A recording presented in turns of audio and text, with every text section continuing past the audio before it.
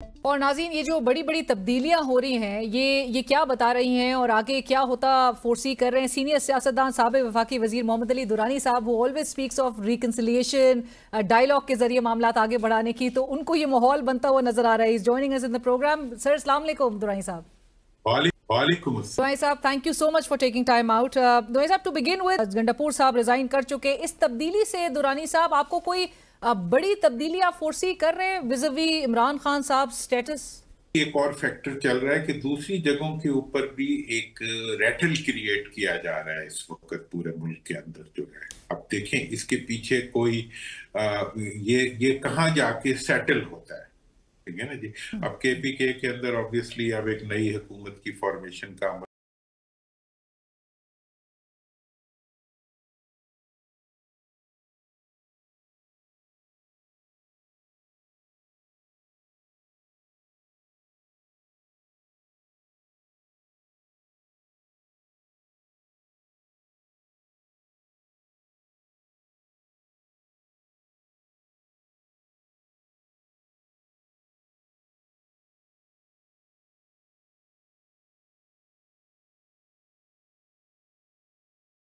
मुश्किल होंगे स्टेट के लिए भी और गवर्नमेंट के लिए भी।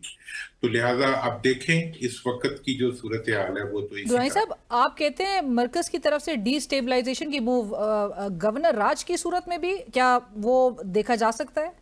देखिए, अगर गवर्नमेंट केपीके के अंदर पीटीआई की गवर्नमेंट को रिप्लेस करने की कोशिश की गई विद सम जुगाड़ सिस्टम, तो वो सही रिजल्ट नहीं देगी। दुरानी साहब, मैं गवर्नेंस के हवाले से वो नेशनल एक्शन प्लान के 14 नुकात पे भी बात करूंगी, क्योंकि गुज़िश्ता हफ्ते एक जो प्रेस ब्रीफिंग हुई थी, which I was also a part of, तो उसमें सिक्योरिटी इदारों की तरफ से जो मैसेज सामने आया वो यही था कि जो नेशनल एक्शन प्लान के 14 नुकात थे उस पर अमल दरामद होना है, और वो किसने अमल दरामद करना है। सो वो एक फेलियर फिर पॉलिटिकल गवर्नमेंट्स का ही समझा जाए।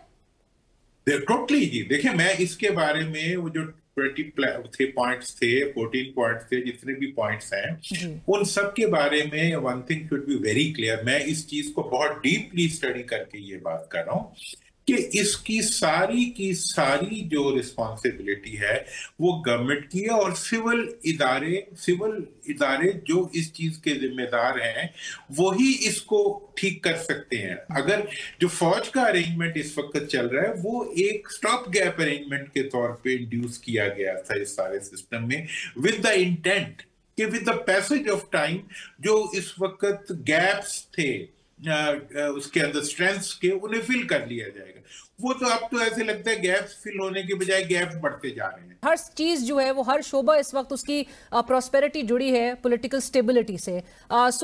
उसको यकीनी बनाना किस हद तक जरूरी है। अब जब ये केपी में चेंजेस होती हैं, पाकिस्तान तहरीक इंसाफ के पास अब क्या ऑप्शंस मजीद बढ़ जाते हैं? गुज़िश्ता रोज हम सुन रहे थे मौलाना फजल रहमान साहब, वो भी सारा मौरूद इल्जाम गंडापुर साहब को ही ठहरा रहे थे केपी सूबे की तबाही के हवाले से। उनको भी पाकिस्तान तहरीक इंसाफ के पास मौका है कि पॉलिटिकल मनूवरिंग करें और उनको भी ऑन बोर्ड लिया जाए। देखें, जहां तक सवाल है इस वक्त पूरे मुल्क का, पहले आप नक्शा देखें ना। इस वक्त एक तो केपीके के अंदर जो इस वक्त तब्दीली आई है, जो भी उसकी रीजन है उन पे हम अलग बात कर सकते हैं, लेकिन हम ये देख रहे हैं कि मुल्क के अंदर भी एक अनरेस्ट है नहीं क्रिएट किया जा रहा है।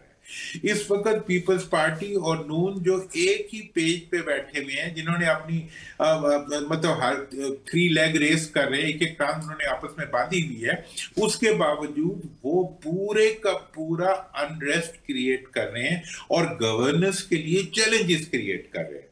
और बैड गवर्नेंस का चैलेंज पहले से देखें, अब सिंध के अंदर बैड गवर्नेंस का चैलेंज जो था उसको पॉइंट आउट किया गया मुल्की इदारों की तरफ से, तो उसके जवाब में इंप्रूवमेंट के बजाय अब जो है सिंध और पंजाब ने मिलकर आपस में एक नूरा कुश्ती शुरू कर दी है। और उस जंग का तासुर ये बन रहा है कि वो अपने तौर पे तो वो ये कोशिश कर रहे हैं कि वो अपोजिशन की स्लॉट भी अपने अंदर ले आए, या कुछ और ऐसे फैसले हैं जिनको अवॉइड करने के लिए वो ऐसी सिचुएशन क्रिएट कर रहे हैं जिसमें अनरेस्ट नजर आ रहा है। और ये अनरेस्ट जो है, ये इस वक्त जो मुल्क को चैलेंजेस हैं, देखिए इंडिया से आपको चैलेंज है, दहशतगर्दी से आपको चैलेंज है, इकोनॉमी का चैलेंज आपके पास है, आप किसी कदम को प्रैक्टिकली आगे नहीं बढ़ा पा रहे। ये कुछ डिसीजंस को ये अवर्ट करने की कोशिश है, डिस्ट्रैक्शंस क्रिएट की जा रही है, क्योंकि एज वी स्पीक अभी भी एक बड़ी बैठक हो रही है, गुज़िश्ता हफ्ते भी एक बड़ी बैठक हुई थी, लेकिन कुछ निकल नहीं पा रहा इससे। देखें, ये जितनी भी इस वक्त मैं आपको बताऊं, ये हुकूमत के बाद इदारे बड़े पावरफुल होते हैं और वो अनरेस्ट क्रिएट भी कर लेते हैं। मतलब ये उन इदारों को पाकिस्तान की गवर्नेंस की बेहतरी के लिए, दहशतगर्दी से लड़ने के लिए तो इस्तेमाल नहीं करते, लेकिन अपने पॉलिटिकल पर्पसेस के लिए जरूर इस्तेमाल करते हैं और मुल्की इदारों के खिलाफ ही मुल्की इदारों को इस्तेमाल करते हैं। इस वक्त जो अनरेस्ट और जो एक हिजानी कैफियत पैदा की जा रही है, इसका सबब, इसका कोई रीजन ग्राउंड पे मौजूद नहीं है। देखें, वो उधर अपनी हुकूमत चला रहे हैं, ये अपनी उधर चला, खुशी से इन्होंने कहा जी हम सेंट्रल गवर्नमेंट में नहीं लेंगे, उधर नहीं लेंगे। अब जो है इसके बारे में जो एक असेसमेंट्स पाई जा रही हैं, वो तो एक तो ये असेसमेंट है कि जी प्राइम मिनिस्टर को चेंज करना चाहती है PMLN, जिसकी नीस वर्सेस वो जो चचा और भतीजी के दरमियान की एक फ्रिक्शन है जी, पीपल्स पार्टी ये कह रही है। इसके बारे में ये भी है कि जी, मतलब मियां साहब का ये भी है कि जी it was promise to him that he will be the prime minister, उन्हें नहीं बनाया गया, उसका कलक उन्हें मौजूद है। अब उस गुस्से को वो किस पे निकालेंगे, ये भी अभी देखना है कि वो किसने नहीं उन्हें बनने दिया, वो क्या सोचते हैं। और ये जो सारी सिचुएशन है, ये इस वक्त हमें तो इससे परवाह नहीं है, एक बन जाए, दो बन जाए, वो मेरी नजर में तो सारी एक से हैं। मतलब उनका कोई, मतलब घर में वो कहते हैं जी लड़न नु आन जाए ते खान नु कट्ठे, मतलब खाने को सब इकट्ठे हैं। लेकिन मेरा कंसर्न ये है कि मेरा मुल्क को जो इस वक्त नुकसान पहुंच रहा है इसी चीज का, इसकी वजह से नुकसान पहुंच रहा है और इस टकराव की वजह से मजीद इश्यूज पैदा हो रहे हैं। अब जो है KPK के अंदर भी एक नया वो अनरेस्ट का एक प्रोसेस शुरू हो गया है। अब ये सारी चीजें जो हैं गवर्नमेंट क्यों क्रिएट कर रही है, किस चीज से बचना चाह रही है और किस चीज को करना चाह रही है, ये एक बहुत बड़ा सवालिया निशान बन चुका है। बट दुराई साहब, इन दी एंड मुझे ये बताइए, पावर स्ट्रक्चर के जो तमाम स्टेक होल्डर्स हैं, जो कि हमें बताया जाता है कि जब भी इस किस्म के हालात हों, तो इवन जो आज हुकूमत में, जब वो अपोजिशन में हुआ करते थे, वो ये इसी बात पे स्ट्रेस देते थे कि सबको डायलॉग के जरिए आगे बढ़ाना है मामलात को, और डायलॉग के जरिए ही हम मुल्क में एक स्टेबिलिटी कायम कर सकते हैं। तो तमाम स्टेक होल्डर्स को वन पेज पे लेकर आना, बशमूल ऑपोजिशन की सबसे बड़ी जमात को भी ऑन बोर्ड रखना, ये किसकी जिम्मेदारी है दुराई साहब? देखें जी, इस वक्त तो रिकंसिलिएशन का सारा जो जिम्मेदारी होती है, हमेशा हमेशा वो हुकूमत वक्त पे होती है। लेकिन इस वक्त तो तमाशे की बात यह है कि हुकूमत वक्त जो है वो खुद एक पुतली तमाशा लगा के बैठी हुई है। वो खुद फ्रेंडली फायर खोल के एक दूसरे को जख्मी कर रहे हैं और उसकी वजह से वो पब्लिक के अंदर एक अनरेस्ट पैदा कर रहे हैं, जिसको जस्टिफिकेशन नहीं दी जा सकती।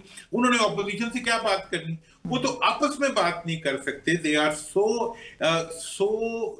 इनकॉम्पिटेंट नहीं है, दे आर सो कॉम्पिटेंट कि वो आपस की लड़ाई को अपने फायदे के लिए इस्तेमाल करने के लिए उससे भी गुजारा नहीं कर, मतलब मुल्क उनकी तरजीह नहीं है। इसीलिए मैं तो हमेशा ये कहता हूं कि अलीना के जब तक मुल्क का इक़्तिदार उन लोगों को नहीं दिया जाएगा जिनकी जायदादें मुल्क के अंदर और बिजनेस मुल्क के अंदर हो, उस वक्त तक मुल्क को ये इसी तरह का लड़ाई झगड़े का अखाड़ा बना के रखेंगे। ये एक इन्होंने मुल्क को अखाड़ा बना दिया जिसमें ये लड़ते भी हैं तो अपने फायदे के लिए, ये इकट्ठे भी बैठते हैं तो अपने फायदे के लिए, ये एक दूसरे को गाली भी देते हैं तो अपने फायदे के लिए, और जब इन्होंने कोई डिजाइन किया होता है उसके मुताबिक ये माहौल को बदल देते हैं। तो अनफॉर्चुनेटली इसकी कॉस्ट पूरा मुल्क अदा कर रहा है। Thank you so much Durrani साहब, बहुत शुक्रिया आपके वक्त का। प्रोग्राम में वक्त हुआ एक ब्रेक का, हमारे साथ रहिए।